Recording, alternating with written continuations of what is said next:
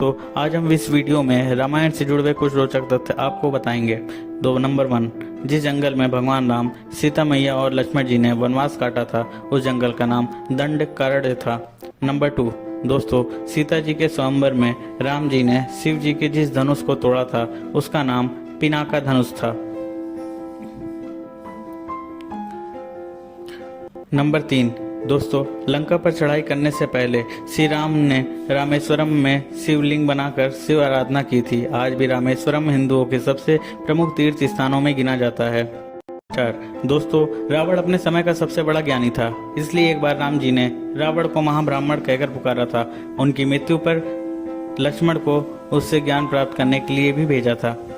Number 5, दोस्तों भगवान विष्णु के अवतार परशुराम जी ये नहीं जानते थे कि राम जी भी विष्णु अवतार है, इसलिए उन्होंने राम जी को विष्णु जी के धनुष पर प्रत्यंचा चढ़ाने के लिए कहा, जिसे राम जी ने आसानी से चढ़ा दिया था। इससे उन्हें असली रूप का ज्ञान हुआ। नंबर 6, दोस्तों भगवान विष्णु के 1000 नामों में राम नाम 394 नंबर पर दर्ज है। नंबर 7, दोस्तों भगवान राम जी ने जिस धनुष का उपयोग किया उस धनुष का नाम कोदंड था। नंबर 8, दोस्तों भगवान श्री राम जी 4 भाई थे, राम, लक्ष्मण, भरत, शत्रुघ्न, लेकिन उनकी एक बड़ी बहन भी थी जिनका नाम शांता था। फैक्ट नंबर 9, दोस्तों रावण खुद को अजय समझता था, लेकिन एक बार राजा अनरड ने उसे श्राप दिया था, उनके वंश से उत्पन्न युवक ही उसकी मृत्यु का कारण बनेगा। श्री राम राजा अनरड के वंश में ही जन्म। फैक्ट नंबर 10, दोस्तों माना जाता है कि गिलहरी पर जो 3 धारियां हैं वह भगवान राम के आशीर्वाद के कारण है। दरअसल जब लंका पर आक्रमण करने के लिए राम सेतु बनाया जा रहा था तब एक गिलहरी भी इस काम में मदद कर रही थी। उसके समर्पण भाव को देखकर श्री राम ने प्रेम पूर्वक उसकी पीठ पर अपनी उंगलियां फेरी थी और तभी से गिलहरियों पर 3 धारियां बनी रहती हैं। फैक्ट नंबर 11, दोस्तों देवी सीता माँ ने बचपन में ही भगवान शिव का धनुष खेल खेल में उठा लेती थी, इसलिए राजा जनक ने उनके स्वयंवर के समय धनुष तोड़ने की शर्त रखी थी। फैक्ट नंबर 12, दोस्तों क्या आप जानते हैं लंका पहुंचने के लिए समुद्र पर राम सेतु का निर्माण केवल 5 दिनों के अंदर ही पूर्ण कर लिया गया था। फैक्ट नंबर 13, दोस्तों रावण मायावी था, उससे मुकाबला करने के लिए इंद्र देवता ने राम जी के लिए एक दिव्य रथ भेजा था। उसी रथ में बैठकर राम जी ने रावण को परास्त किया था।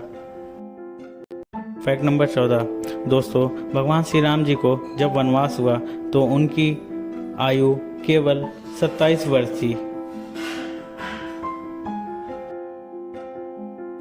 फैक्ट नंबर 15, दोस्तों रामचरितमानस के अनुसार राम रावण का युद्ध 32 दिन चला था, जबकि दोनों सेनाओं के बीच 87 दिन तक युद्ध हुआ। फैक्ट नंबर 16, दोस्तों वनवास के समय में भगवान राम जी अपने अनुज लक्ष्मण और सीता मैया जी की रक्षा करने के लिए 14 वर्ष तक वनवास में एक दिन भी नहीं सोए थे, इसलिए उनका नाम गुड़ाकेश भी है।